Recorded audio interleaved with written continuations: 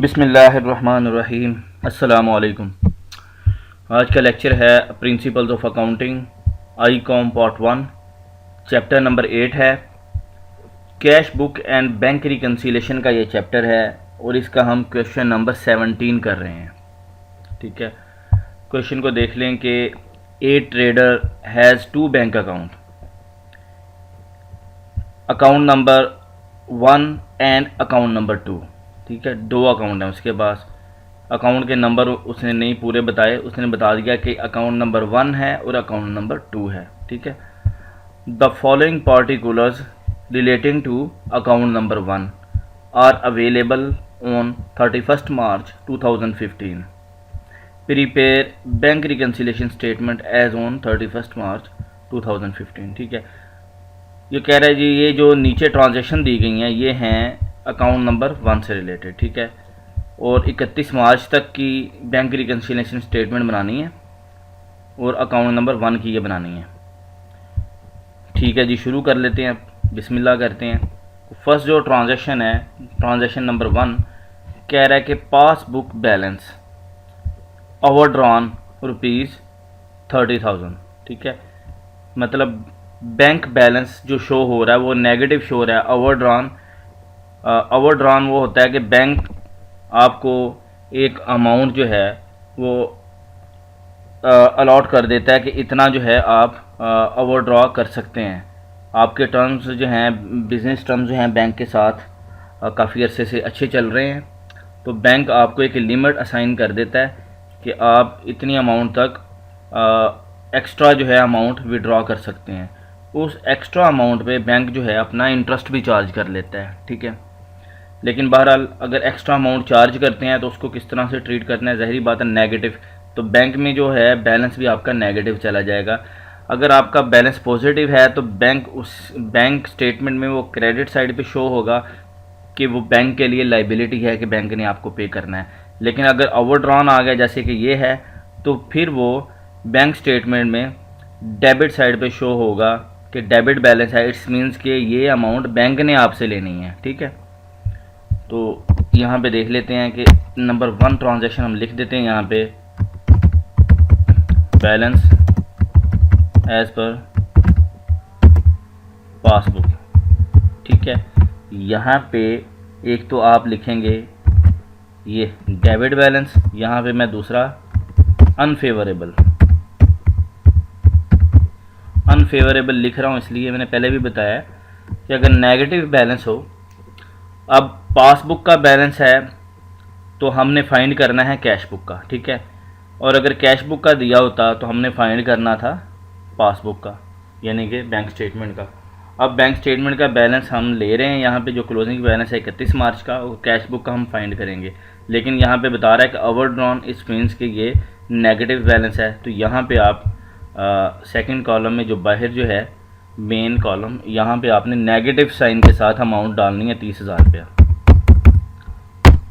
ठीक है, 30,000 रुपया नेगेटिव साइन के साथ आपने एंटर कर दिया। सेकंड ट्रांजैक्शन जो है ये देखें कि cheques drawn prior on 31 March 2015 but not presented as yet ₹8,000। Cheque drawn का मतलब है कि चेक इशू, मतलब चेक इशू किया आपने। ठीक है, वो वर्डिंग जो है वो चेंज करके आपको कंफ्यूज करना चाह रहा, लेकिन आपने कंफ्यूज नहीं होना कि चेक ड्रॉन प्रायर मतलब 31 मार्च से पहले ड्रॉ किए हैं, इशू किए हैं। ठीक है, but not presented as yet, यानी कि 31 मार्च की बात हो रही है तो 31 मार्च तक प्रेजेंट नहीं हुए वो बैंक में। तो ज़ाहिरी बात है कि आपने उसे जब माइनस किए हैं तो अभी तक वो बैंक से माइनस नहीं हुए। नंबर 2 ट्रांजैक्शन, तो आप इसे नेगेटिव साइड में करके दिखाएंगे कि बैंक को कि बैंक माइनस करे, तब हमारा जो है बैलेंस मैच करेगा, क्योंकि हम जो है अपने लेजर में माइनस कर चुके हैं। तो यहाँ पे आप लिखेंगे check issued but not presented. ठीक है, ये अमाउंट आपने फर्स्ट कॉलम में लिखनी है। अभी जितनी भी लेस वाली साइड पे अमाउंट होंगी वो सारी इधर आ जाएंगी फर्स्ट कॉलम में, उनका टोटल जो है ये बाहर मेन कॉलम सेकंड कॉलम में जाएगा। यहाँ पे आप 8000 जो है ये एंटर कर देंगे, ठीक है। इसके बाद जो है थर्ड ट्रांजैक्शन देखें कि interest debited by the bank, ठीक है। डेबिटेड बाय द बैंक के बैंक ने चार्ज किया है इंटरेस्ट और आपका बैंक का बैलेंस उतना कम किया है इंटरेस्ट अमाउंट के साथ। Interest debited by the bank not entered in the cash book as yet ₹8000 कि आपने 8000 है, आपने कैश बुक में उसकी एंट्री नहीं की हुई, कैश बुक में आपने उसे अभी लेस नहीं किया हुआ। तो आप यहाँ पे भी कहेंगे कि भाई अभी लेस ना करोगे तो तब मैच होगा मेरा, ठीक है। तो नंबर 3 जो ट्रांजैक्शन है ये आप ऐड वाली साइड पे लिखेंगे और यहाँ पे लिखें interest charge but not recorded, ठीक है। रिकॉर्ड नहीं किया गया उसे कैश बुक में। कितनी अमाउंट है? 800, ये लिख दिया आपने, ठीक है। देखें जो ट्रांजैक्शन आपने अगर पासबुक का बैलेंस है आपने ले लिया और कैश बुक का फाइंड करना है, और कैश बुक में जो ट्रांजैक्शन आपने प्लस में की हैं वो यहाँ पे प्लस साइड में लिख देनी है, और जो माइनस की हैं यानी कि जो चेक इशू की हैं वो लेस वाली साइड पे आपने लिखनी है, और जो ट्रांजैक्शन की नहीं है अभी तो वो आपने उसे उसका इम्पैक्ट जो है रिटर्न करना है यहाँ पे। जैसे इंटरेस्ट चार्ज बैंक ने किया है कि बैंक में वो नेगेटिव बैलेंस चला गया, माइनस कर दिया बैंक ने, आपके डिडक्शन कर ली 800 रुपये की, कैश बुक में उसकी एंट्री नहीं थी तो आपने ये बैंक के बैलेंस में दोबारा उसे ऐड करना है, यहाँ पे शो करवाना है, ठीक है ना, ऐड करके कि आपने एंट्री नहीं की लिहाजा आपने भी यहाँ पे उसे ऐड करके शो करवाना है, तब आपका बैलेंस जो है ये कैश बुक का बैलेंस निकलेगा, ठीक है। नंबर 3 ये एंट्री होगी। नंबर 4 पे है कि transfer from account number 2 to account number 1। और 2 अकाउंट उसने बताए थे बैंक के 2 अकाउंट हैं, अब अकाउंट नंबर 2 से अकाउंट नंबर 1 में ट्रांसफ़र हो रहे हैं। Recorded by the bank on 31 मार्च, ठीक है, but not enter in the cash book ₹6000। अच्छा, अकाउंट नंबर 2 से अकाउंट नंबर 1 में 6000 रुपये ट्रांसफ़र हुए हैं 31 मार्च को, ठीक है, लेकिन कैश बुक में वो रिकॉर्ड नहीं है। तो ट्रांसफ़र हुए हैं इसका मतलब ये है कि हम बना रहे हैं बैंक, ये जो बैंक रिकन्सिलेशन है पासबुक का बैलेंस लेके ये अकाउंट नंबर 1 की बना रहे हैं। अकाउंट नंबर 1 का बैलेंस इंक्रीज़ हुआ है लेकिन कैश बुक में हमने उसकी एंट्री नहीं की, तो यहाँ पे भी उसे लेस वाली साइड पे दिखाएंगे कि क्योंकि अभी हमने कैश बुक में उसकी एंट्री की नहीं है, तो लेस वाली साइड पे दिखाएंगे तब हमारा बैलेंस जो है कैश का निकलेगा, ठीक है। क्योंकि हम यहाँ पे पासबुक ले रहे हैं, पासबुक का बैलेंस है तो कैश का फाइंड करना है, तो पासबुक में से अब कैश बुक की जो जो एंट्रीज नहीं हुई वो यहाँ पे वो फिर ऐड या लेस करनी है। तो ज़ाहिरी बात है ये बैंक में ऐड हो चुका है, पासबुक में नहीं हुआ, तो हमने यहाँ पे भी से लेस करके दिखाना है। नंबर 4 ट्रांजैक्शन पे आप लिख दें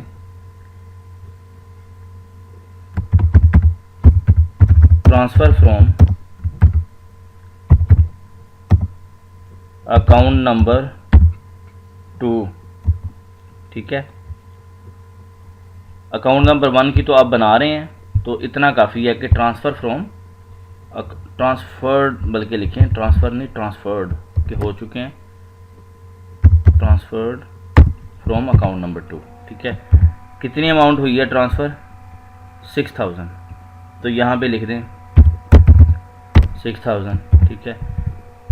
अब लास्ट ट्रांजैक्शन है नंबर 5 पे कि bank charges debited by the bank. Bank charges उसने काटे हैं आपके स्टेटमेंट में से शो हो रहे हैं, जो बैंक ने चार्जेस काट लिए, ठीक है, डेबिट साइड पे। Debited by the bank but not recorded in the cash book as yet ₹20, मतलब बैंक ने काटे हैं और आपने एंटर नहीं किए कैश बुक में, तो लिहाजा आप यहाँ पे उसे ऐड वाली साइड पे दोबारा शो करेंगे कि भाई मैंने तो अभी रिकॉर्ड ही नहीं किए, तो लिहाजा आप यहाँ पे ऐड करके फिर उसका बैलेंस जो है निकलेगा आपका कैश बुक का बैलेंस, ठीक है। यहाँ पे ऐड करें वापस, तब एक्चुअल बैलेंस निकलेगा क्योंकि आपने उसे रिकॉर्ड ही नहीं किया हुआ। यहाँ पे लिख दें बैंक चार्जेस, बैंक चार्जेस हैं 20 रुपीज़ के, ये लिख दिए। ट्रांजैक्शन हो गई हमारी। अब फर्स्ट ट्रांजैक्शन जो है वो आ रही है नेगेटिव के साथ, ठीक है। उसके बाद हमने कुछ ट्रांजैक्शंस को ऐड करना होता है और कुछ को लेस करना होता है। जो मतलब ऐड हो रही हैं उन्हें ऐड वाली साइड पे, तमाम ट्रांजैक्शंस भी ऐड हो सकती हैं, ये तो डिपेंड करता है कि वो उसने ट्रांजैक्शन दी कौन सी हैं, ठीक है।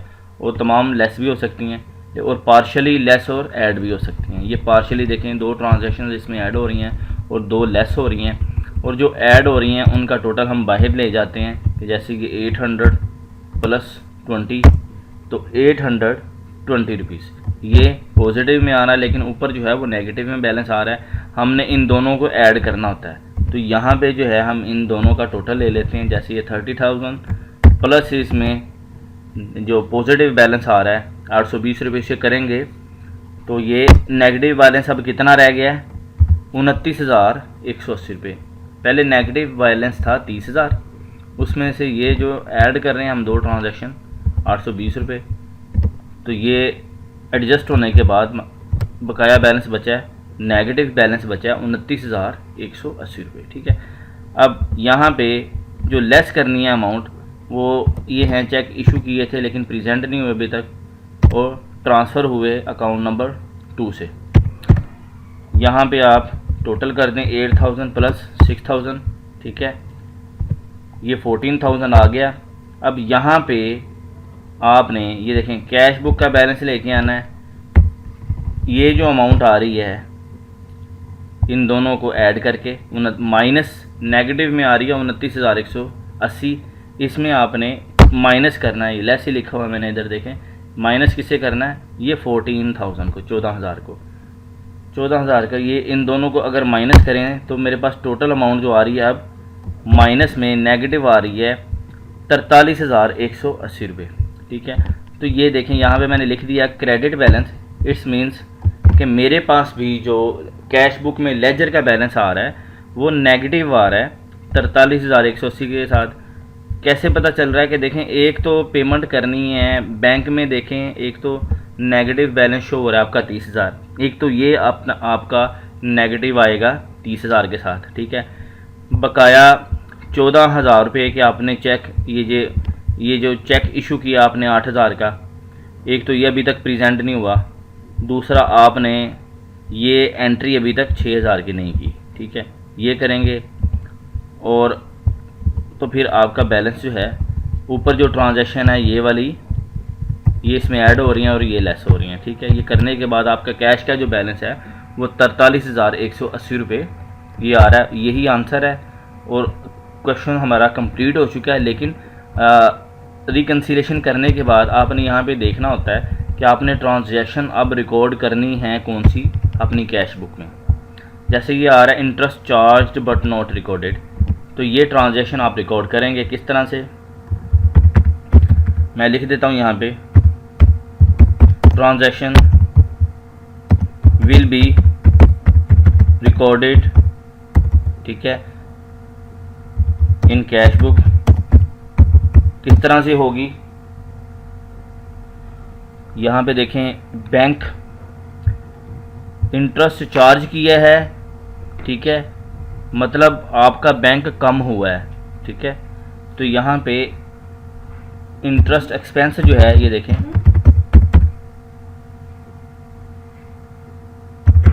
Interest expense debit,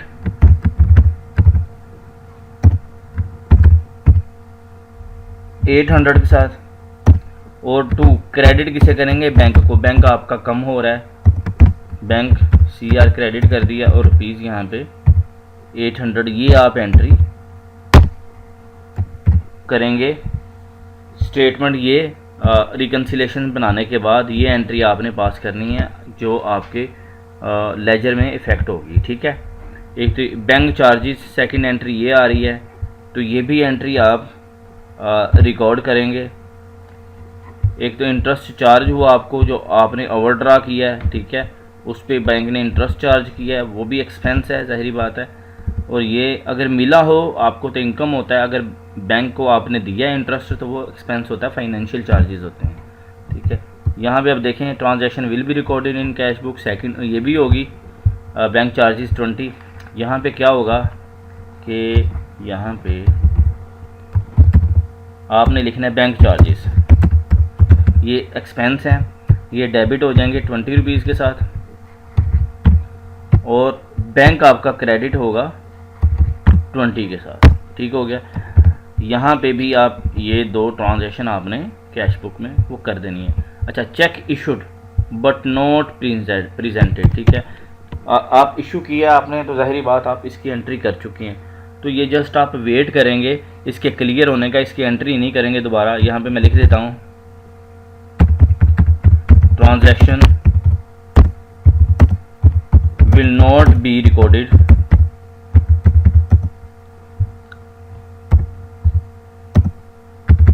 as already recorded in cash book में रिकॉर्ड कर चुके हैं इसे, इसको रिकॉर्ड नहीं करेंगे, सिर्फ यहाँ पे शो किया है कि ये चेक अभी तक क्लियर नहीं हुए। Transferred from account number 2 to account number 1 में ट्रांसफ़र हुए हैं, बैंक स्टेटमेंट में शो हो रहे हैं, लेकिन वहाँ पे बताया भी गया है कि इसकी एंट्री अभी तक नहीं की, ठीक है। 6000 की ये वाले जो हैं 6000, ये जो नंबर 4 भी आ रहे हैं कि ये but not recorded in the cash book, वो बता ही रहा है, तो इसका मतलब है कि आपने इसकी एंट्री करनी है। तो एंट्री जब आप करेंगे आपके दोनों अकाउंट बैंक अकाउंट एक ही कंपनी के ऊपर बताए गए हैं, तो ज़ाहिरी बात आप यहाँ पे क्या करेंगे, मैं लिख देता हूँ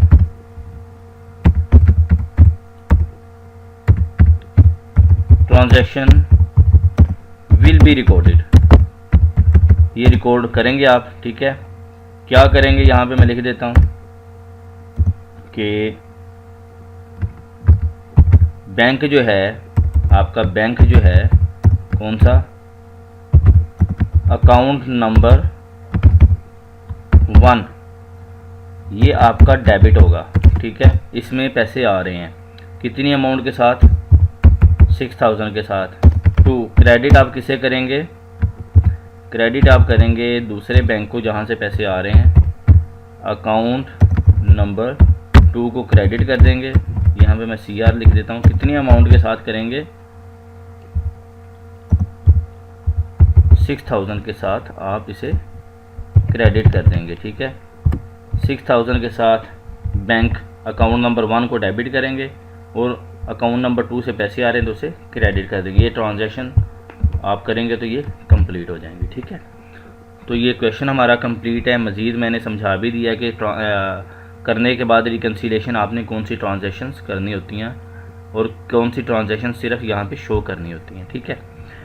उम्मीद करता हूँ कि आपको अच्छे से समझ आ गया होगा।